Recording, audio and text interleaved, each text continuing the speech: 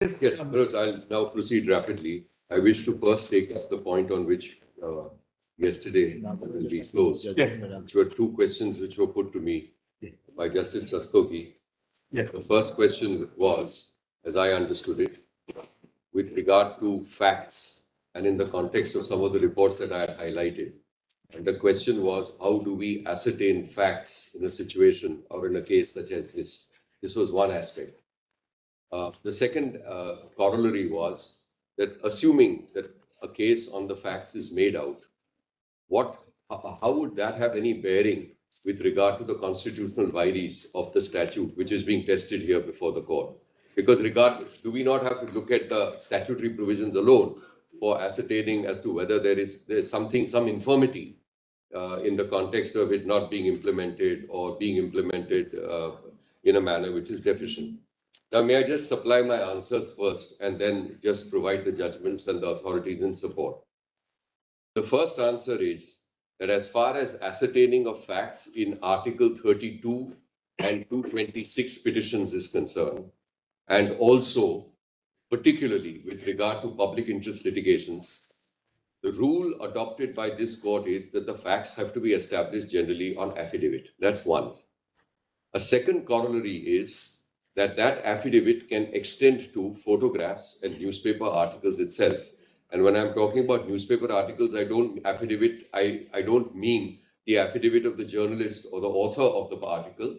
I'm talking about someone who's approaching the court in the public interest. So this will be the first measure or the first step in establishing facts. Once that is done, and if the court is satisfied about the facts, only if you're satisfied about the facts made out, that this requires an answer, then there is under our system the need for a counter affidavit or a reply affidavit contesting the situations. That again under 226 and 32 is done by way of affidavit. In the facts of the present case now, the situation is this.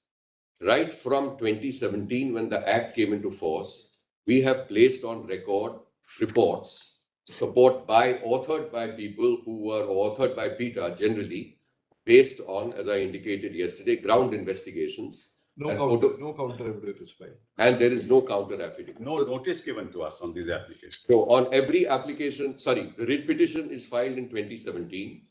The writ petition is filed in 2017. There is obviously notice of the writ petition. There's no counter affidavit in the 2017 report. Which petition are you talking about? This is PETA. I'm only on one, which is, I'll give you the number, 1011 of 2020. 2017. So then there's a mistake you made on the cover. The material you're laying on is produced in that? Sorry? Material you're laying on is produced in that? Yes. So the answer is yes. And I'll just qualify that answer. The petition having been filed in 2017, and I've given you those details, so I'm going to just flag them. The petition having been filed in 2017, the 2017 report is part of the petition, right? However, for subsequent years, 80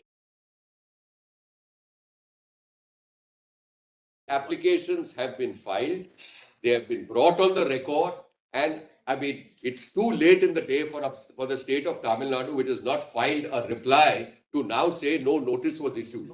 Once the affidavits are filed and once the material is filed, if they want to contest it under our court and this system, we do not. We file an additional document, it's taken on the record, and if they wish to file a reply, they file a reply. If they choose not to file a reply, too bad. Now, this is the state of the record which we have. Yes. Now, please just, have you changed the number? Yes. Just now, give it to them as well. Now, we put the authorities in this so that I don't have to refer to the books, etc. And your lordship will just pick this up. I put 3 or 4 judgments in this, just for your convenience. And I'll go rapidly through this. The second point, while this is being marked and handed over, let me just indicate. The settled law in this court appears to be that what has to be seen is the effect of the law, the consequence of the law, not the facial phraseology used by the law. So therefore, to judge consequence and effect, facts have to be looked at, not the language of the statute alone. This appears to be the broad position, briefly to answer the question. Now we start with Mr. Sirvai's Constitutional Law of India, the 1991, which is the last edition. Please go directly to page 3 of the compilation. Para 9.355. Public interest litigation is litigation between, I'm reading the marginal note, opposing parties to determine their rights. Matter in the public interest litigation comes before the courts is normally by a petitioner presenting a petition supported by one or more affidavits. Counter affidavits are filed, and if necessary, affidavits in rejoinder and sur rejoinder are filed. But having regard to the very large number of people who may be involved, the enforcement of strict rules of proof are relaxed, so that the power of the court to grant relief is not nullified in a practical sense. If lakhs of people are slum dwellers and pavement dwellers, proof in respect of every person to show the injury caused to him or her would prevent a court from effectively granting any relief. Therefore, slum dwellers and pavement dwellers were classified in broad categories. The circumstances under which the trial court granted the injunction, as stated in the judgment of the trial court, were taken into account. Photographs of the demolition or unauthorized structures occupied by the slum dwellers, published in newspapers, were admitted in evidence, it being left to the person opposing the petition to controvert that fact. In order to ascertain the factual position as regards the different categories of pavement dwellers and slum dwellers, the court appointed an officer to make a report. The report was admitted, etc. Relaxation of strict rules of evidence. It goes on and it talks about a counter this thing. So this is at least Sirvai's understanding way back in 1991 when public interest litigation relatively was in its infancy. Now I come to the second point. The second point is, and I'll just state the point. Your lordships had occasion to judge as to whether the law is to be examined on its face, or the language used of the statute, or the effect and consequence. Now, constitution benches, which I'm going to rapidly take you through, have held you have to look at the consequence and the effect and not the phraseology of the law. Now, let me give you an example. In the Bennett-Coleman case, for example, there was a tax on newsprint. That was considered, the tax on newsprint was not directly affecting 19(1)(a), etc. But the whole point was that, look, the newspaper size will shrink, advertisement will be impacted, and free speech indirectly will be impacted. I'm just explaining the context. Now, in the Article 21 context, this is the paragraph I read in the opening, so I'm just going to flag it here. Page 5 is Maneka Gandhi, 7 judges of this court. The relevant paragraph, which I had read earlier, so I won't read it this time, but it's in a 21 context, is at page 12. Page 12 of this compilation. It's the last 7 or 8 lines in para 19 and the first 6 or 7 lines in para 20. And the language which is used is direct and inevitable consequence of state action. So in Maneka Gandhi, the earlier paragraphs go to R.C. Cooper, they go to the Bennett-Coleman case, and then when this court speaks in Maneka Gandhi, it's about 10 lines from the top at 299. That's the print page 299, page 12. It is possible that in a given case, the pith and substance of state action may deal with a particular fundamental right, but its direct and inevitable effect may be another fundamental right. In that case, the state action would have to meet the challenge of the latter fundamental. I'm so sorry. Sorry to interrupt you. Yes. There is a subtle distinction between Yes. the direct effect, the substantive effect of a law, Yeah.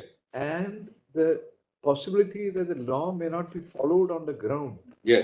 and that it may be abused. Right. They are two different things. I think so. You're absolutely correct. So let me just answer that. The direct impact of this law, let me tell you, is to continue cruelty insofar as bulls are concerned. That's my case. If you're not really persuaded by that case, then I think the consequences will be different. It's a concept, because as to whether how it is being worked on the ground is a different thing that cannot be taken into consideration. That has to be or ought to be. I can only say ought to be because you have material from 5 years on the record of this court, documented and supported by affidavit, which shows extreme cruelty and brutality in the conduct of Jallikattu only for certain incidents where we sent our people. So the cruelty is much greater because it extends. Our reports are for 5 days here, 1 week there. But the reports regarding deaths are taken for the entire, what I would describe as the season, the first 5 months of the calendar year, etc. So I'll come to that. But here the direct and inevitable consequence, therefore, to complete the sentence, is continuing cruelty. The continuation of a blood sport, which this court has held, is something which is so egregious and cruel that it cannot and ought not continue. That's the background. Now, on this point, I'm just giving you paragraphs. I'm not going to read it. Page 15 is the judgment in Hadige Shyam Bhatt. It's another constitution bench judgment. The report is given 63, 3 SCR, page 809. You may just note the relevant paragraph, which is at page 17, paragraph 7. Page 17, paragraph 7, which says phraseology. I'll just read those 5 lines. Paragraph 7, after the quoted portion, though a ex facie law appears to treat all that fall within a class alike, this is an Article 14 case, if in effect it operates unevenly on one person or property situated similarly, it may be said that the law offends the equality clause. It will then be the duty of this court to scrutinize the effect of the law carefully and ascertain its real impact on persons or property similarly situated. Conversely, the law may treat persons who appear to be similarly situated differently, but on investigation, they may be found not to be similarly situated. To state it differently, it is not the phraseology of a statute that governs the situation, but the effect of the law that is decisive.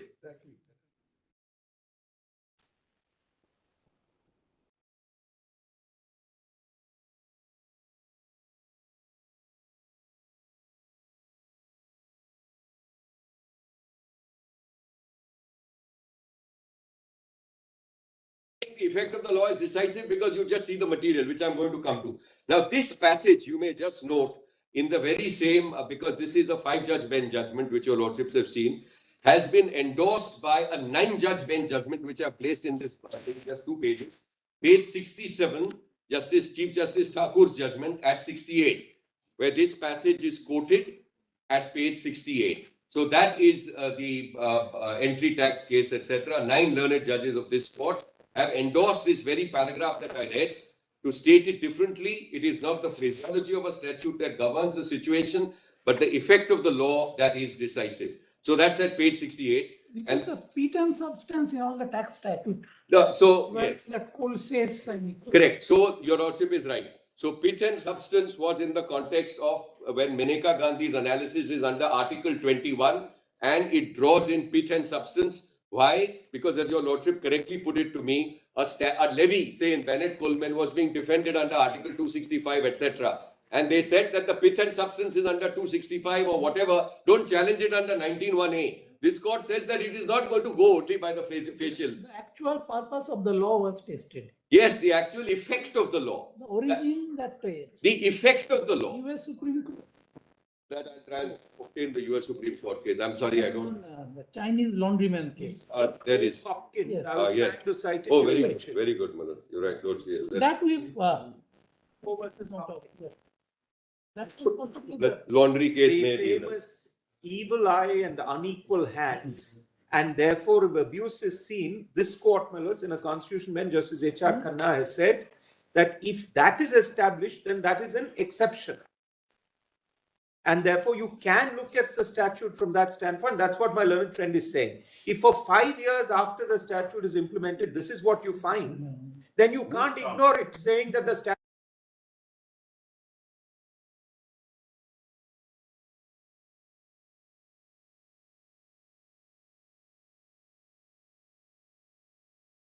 So, my lords, I think Mr.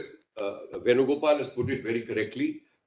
I believe it's extremely hazardous to ignore the facts established over 5 years, which are not contradicted and not controverted. Now, just nothing further. Page 23 is another constitution bench judgment in Federation of Hotels versus Restaurant. And the relevant paragraph is paragraph 46 at page 47 of this compilation. Again, saying it is not phraseology which is determinative. What is determinative is the real effect of the provisions. Now, further on this compilation, please go. Now, yesterday, there was an issue which was, because a question was specifically put to me. I obviously hadn't read it, and I'm not going to tax this bench either by taking you through all the reports, so I'll go through one, the 2020 report.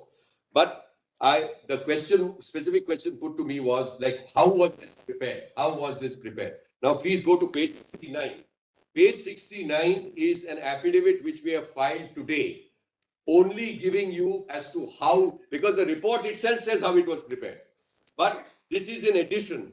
So this is by a Deputy Director Advocacy Project of PETA. Please just go to paragraph 2. The petitioners have filed investigative reports in page 69, 17, 18, 19, 20, 22. The photographs forming part of these reports were taken by the ground investigators of the petitioner using DSLR camera, mobile phones, handycam and digicam. The photographs were clicked at various locations, including the arena, gallery, bull waiting area, and the collection yard. The said investigators have not been named in the report in order to protect their identity and safety since it is a sensitive issue. The ground investigators of the petitioners covered 5 Jallikattu events in 2017. We have given the dates and the details. Ground investigators covered 9 Jallikattu events in 2018 for around 14 days between 14 January and 28 January. Para 5. The ground investigators covered 7 events in 2019 between 15 January to 3rd February. Para 6. The ground investigators of the petitioner covered 7 Jallikattu events in 2020 held between 15 January 2020 to 19 January 2020, and similarly 21 and 22. The contents are true, etc. The final part is, and I'll be closing with this, but not for the moment. I'm just inviting your attention. Page 73 is a definition, not definition. It's a description of what constitutes blood spots taken from the Encyclopedia of Animal Rights and Animal Welfare, the relevant portion being at page 75. Blood spots are defined. This would be covered by blood spots. And please see the last 3 lines on the right-hand column on page 75. Bullfighting is an example of animal baiting, in which an animal is goaded into aggression through pain, taunting, cornering, and so on. Then they go on, and the next para, animals subjected to blood sports routinely suffer terribly, both during the events and during the training of fights. Losing animals are often killed, etc. So this may be in a different context. Now I'm done with this particular compilation, but this is indeed a blood sport. Now please just take up the compilation I handed over yesterday. Mr. Divan. Yes, I'm sure. Yes, please. Blood sport is a term that you're using. Yes. We find it very difficult to relate to the term that you're using. Yeah, it is a blood sport. So just take up. Why do say? It is. Yes, I'll tell your lordships why. So just have a look at the definition. We have a paper, in fact. Just have a look as to why this is nothing but a blood sport. Let me just tell you what it broadly involves. A blood sport is an event which used to be very common across the world. And it involves typically an animal. It involves a fight or a contest. And it involves, as has been found, a great degree of brutality and cruelty. That's one. Secondly, the scholastic material which we will place on record appears to indicate this, that there are movements across the world starting from the 18th century onwards, which diminished cruelty from a citizen's point of view. So there was an awareness among citizens themselves that, look, this sort of a thing ought not to continue, this sort of a thing should be restricted, this sort of a thing should be regulated. So that was one trend line. The second trend line was scientific in nature, because our understanding of the sentient nature of these beings also increased. So that was a second huge push. And this combined with a general awareness and legal reforms. So the reforms came in different ways. Some countries, there were statutes which were brought in. Some portions, in some parts of the world, culturally it changed. I'm sorry. I don't think I'm getting an answer to the question I have posed. How you are describing this? All right. So, blood sport. yes. So Nobody is using any saber. Nobody is using anything. it's not necessary. Illicit blood. Sorry. So you are talking, I'm specifically talking about your understanding of the concept of blood sport. Yes. Why blood sport? Yes. If So you look at a bullfight, they eventually try to Just a kill minute. the bull. yes. Sorry.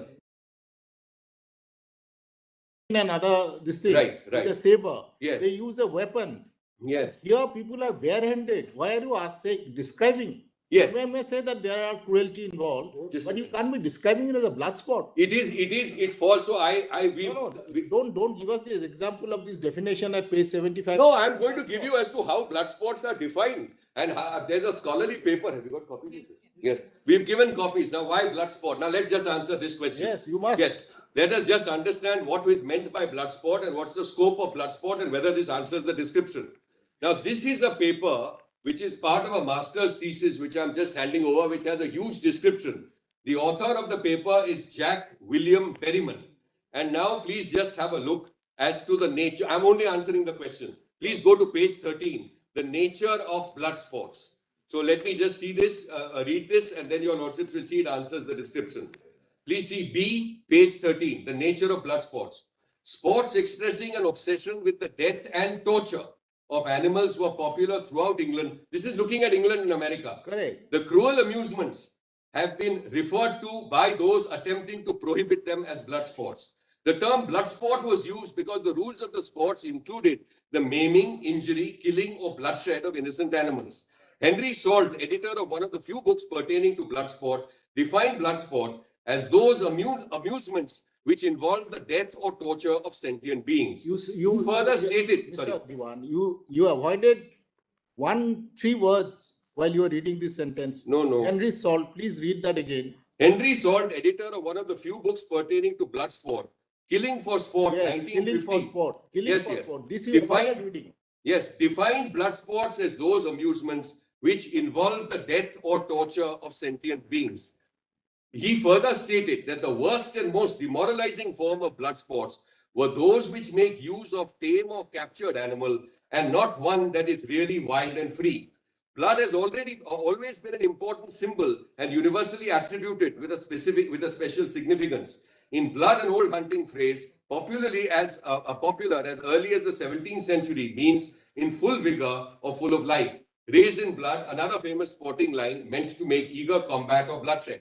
Although no reliable source of information is available, the term blood sport itself seems to have become popular in England during the latter part of the 18th century as part of the propaganda of reformers, individuals who worked to eliminate cruelty from British sports. Later, around the 1820s, Humane Society leaders and humanitarians in England adopted the term.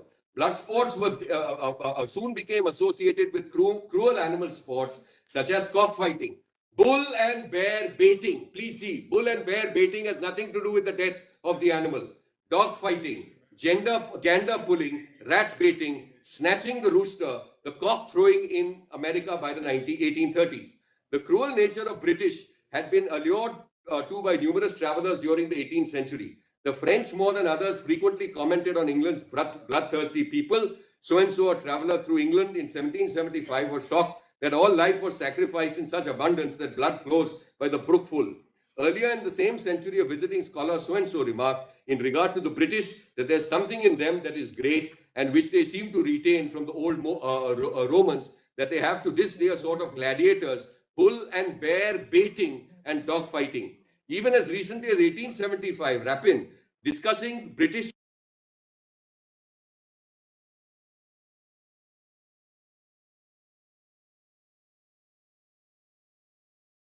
historian Max Lenner described the relationship between sport and blood. Sports do not for the popular culture of America what circuses did for the Roman culture at the height of the empire. They let the populace take part in this crucial ritual that binds them to another and to the culture. Every people, no matter how civilized, must have a chance to yell for blood. It can certainly be argued that blood sports were not only inherent to the British tradition. Still, blood sports were very popular amusements in England and America during the 17th, the 18th, and the early part of the 19th century. To some extent, this popularity must have reflected a culture in which cruelty, severe punishment, and an obsession for violence were prominent characteristics. Blood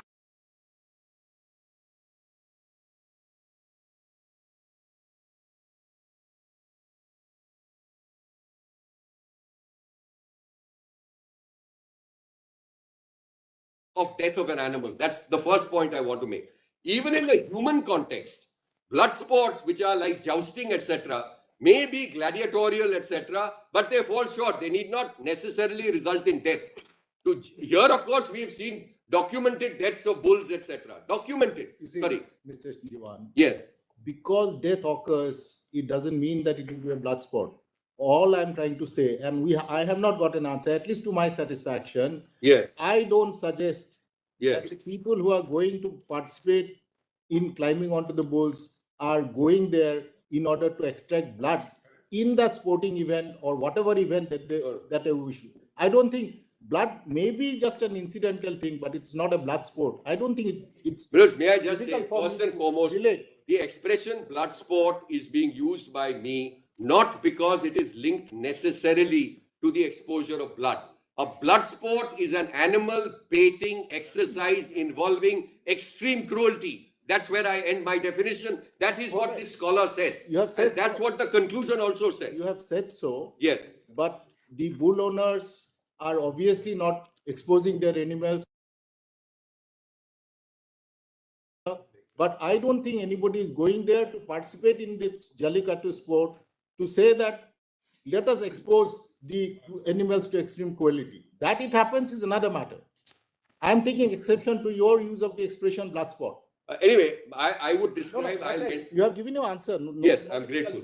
Now, I am not going to read it, but the summary and conclusions begin from page 198 of this. I'm not going to read it. It is of some utility, I believe, in the context, because it explains how there's been a gradual global shift away from animals in the arena, which inflict cruelty, whether we call it label it as a blood sport or something less than a blood sport. Now, I want to just answer one facet of this act. And I'll deal with that on the basis of what we have already said. I'm answering a part of the question. Please go to the yesterday's compilation, which I've handed over, the compilation I gave yesterday, and please go directly to page 19, 19. Facts concluded by the earlier decision in Animal Welfare Board. Now, while that's being located, yeah, sorry.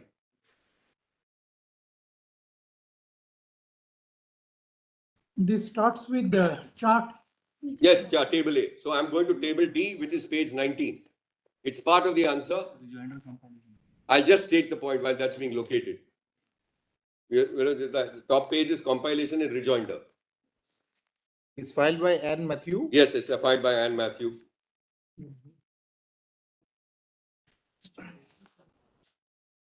One question from the petitioner said, sort out the Now, sorry.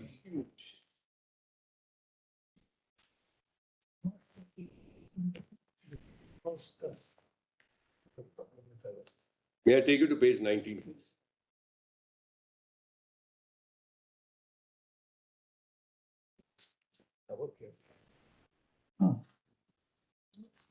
Here. Sorry, your lordships have page 19. 19, yeah.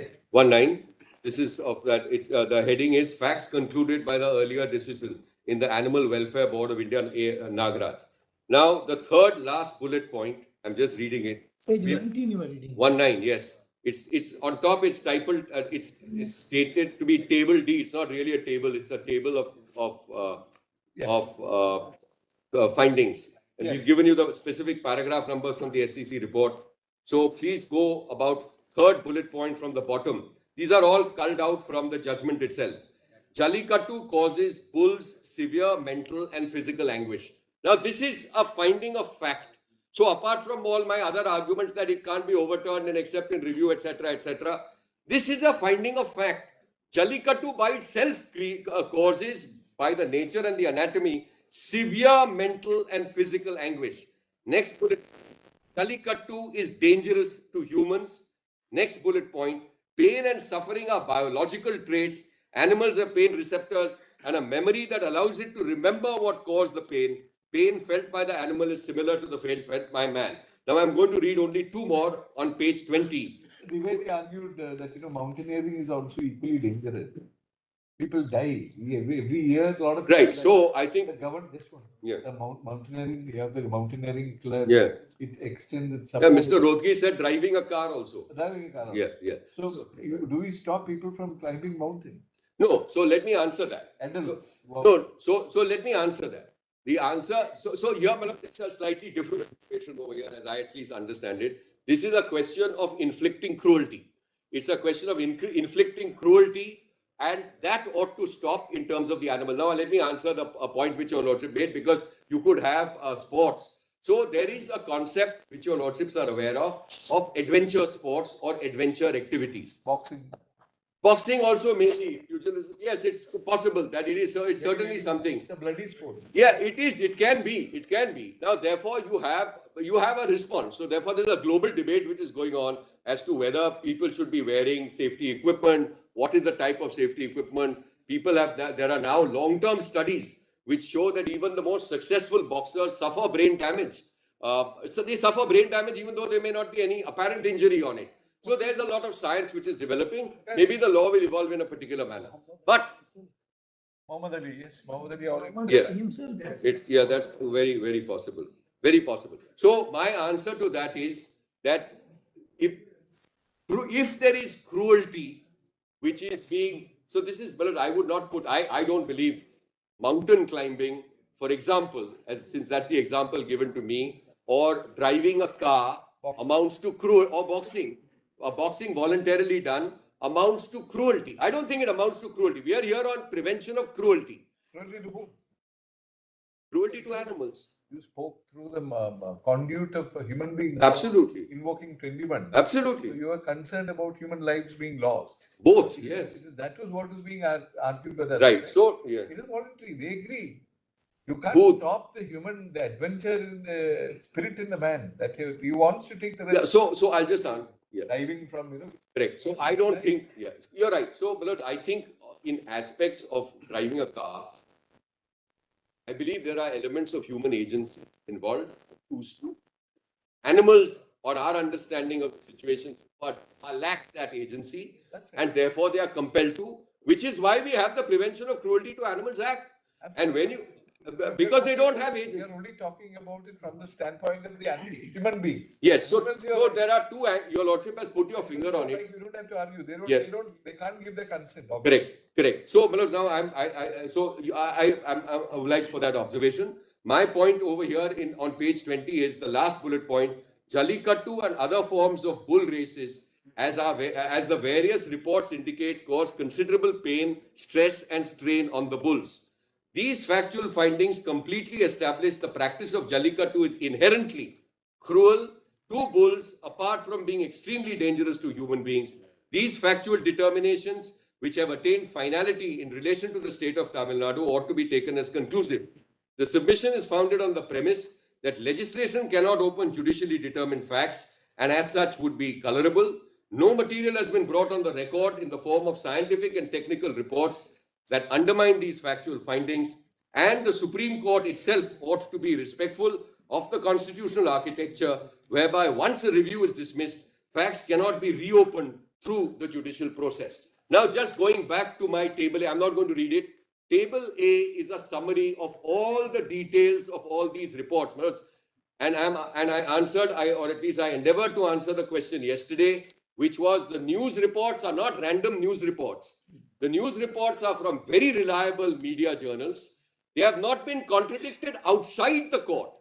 I can understand because the number of deaths of human beings, of a child, of a policeman, of a spectator, of participants is huge, apart from the deaths of bulls, which are also documented.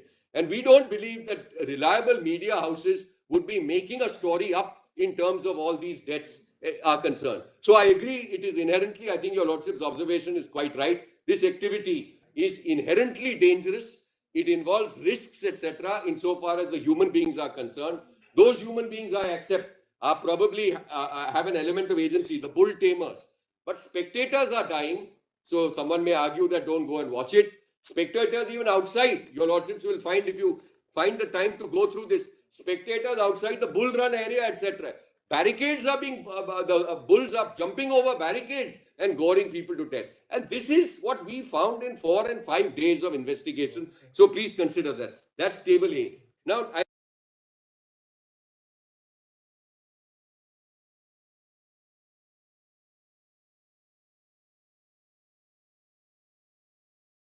so, this is very detailed. It gives huge number of photographs and our sources, etc. Table A. I'll explain what we've done in table B. In table B, we have taken annexure 1 from the affidavit which they have filed regarding the process. Your Lordship said ask them to file an affidavit saying, please explain the procedure. What happens? So we have extracted the procedure on, we've reproduced actually in the left-hand column. We've reproduced it. And then we have given you the corresponding rules under the 2009 Act and the 2017 rules. And, sorry.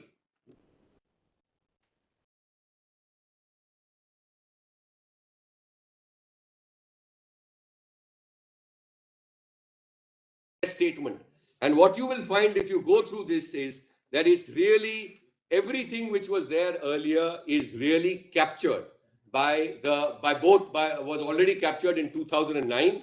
And what they have said in paragraph 5, those participants who are intoxicated or suffer from deformities, we have made a comment that the state should not file affidavits which use expressions like this, suffer from deformities.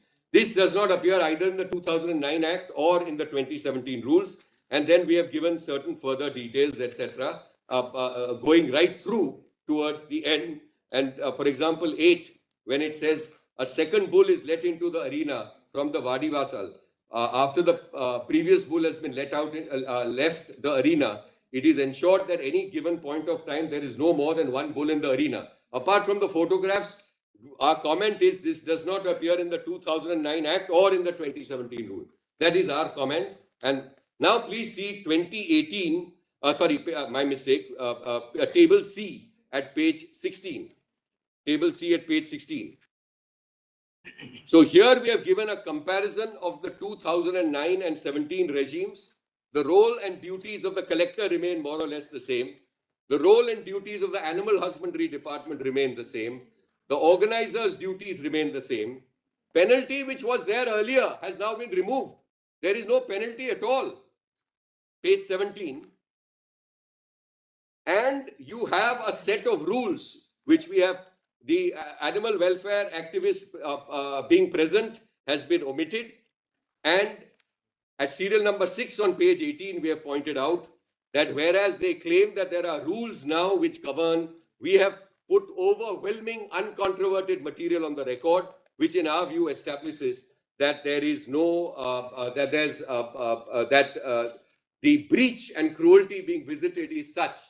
Now, Manoj, I have just had a few minutes to reflect on this expression blood sport, because an issue was raised that we have used, and I have used the expression, because not in the pleadings, etc., the expression blood sport in a generic sense of a sport or an activity. I wouldn't even call it a sport.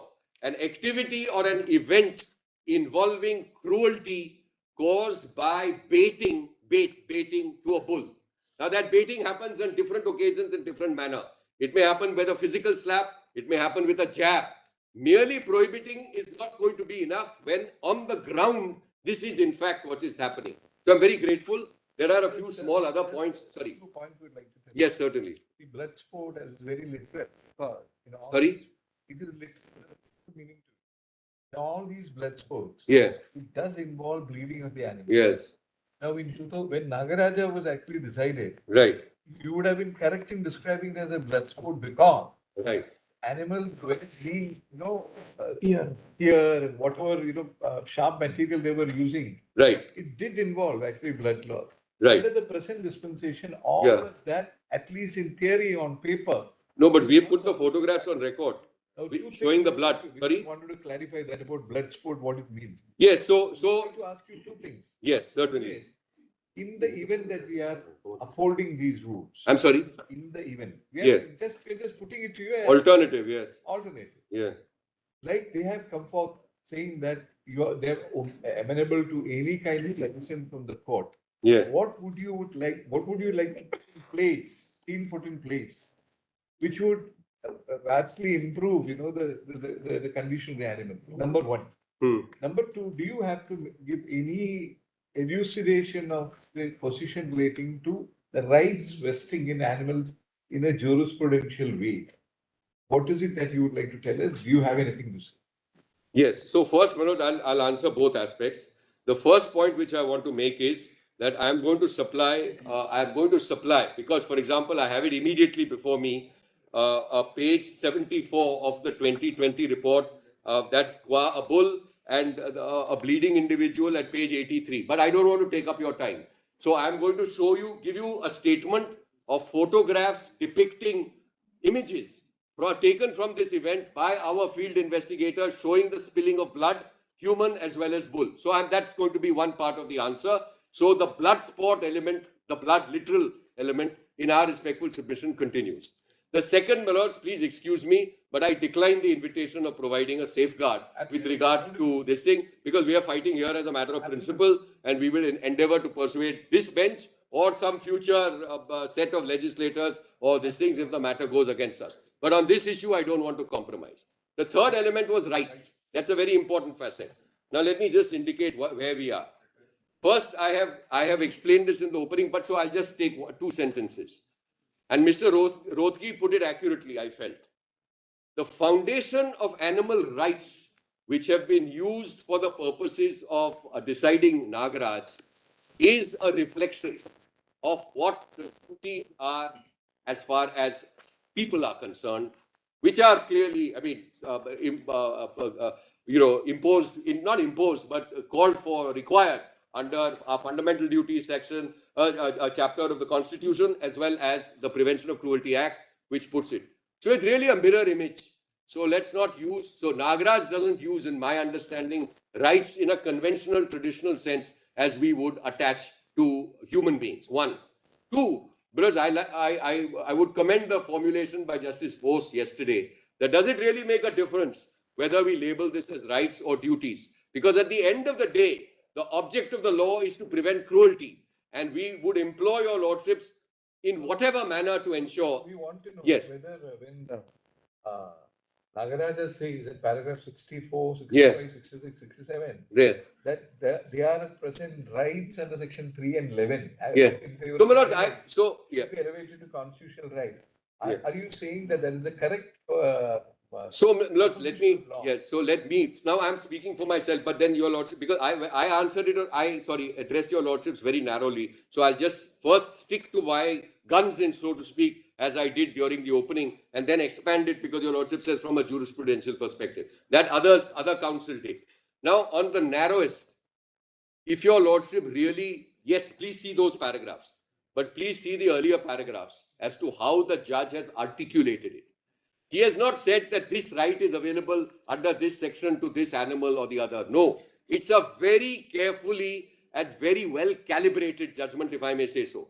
The reason I say that is that he draws on rights or the animal rights which he pegs on. The animal rights Nagaraj is speaking of. Let me talk about that. The animal rights which Nagaraj is speaking of is 1, the reflection of the duty imposed on humans.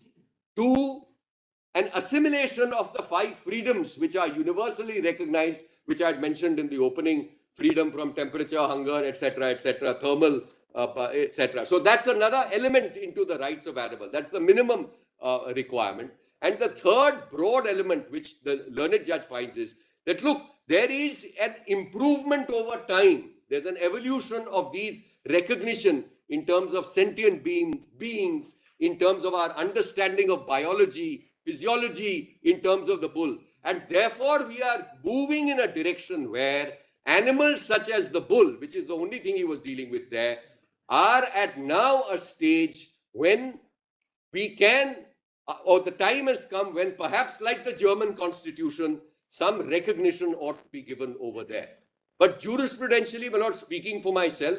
If the court is asking whether Nagaraj says that, look, a person A or B or C for an animal can come to court and petition, say, habeas corpus.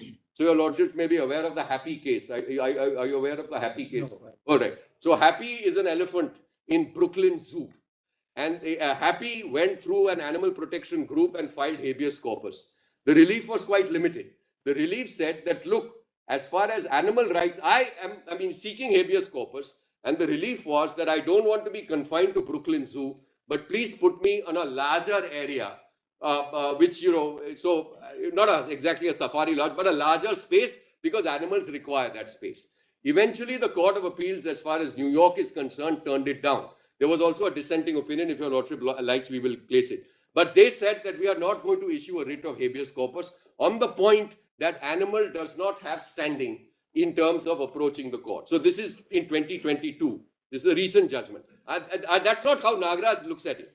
Nagaraj doesn't say habeas corpus for this animal or the other, but it looks at rights. I like the formulation with respect, my lords, to what Justice Bose had put it. That's really the matrix in which your lordships may examine this case. I'm very grateful. Thank you.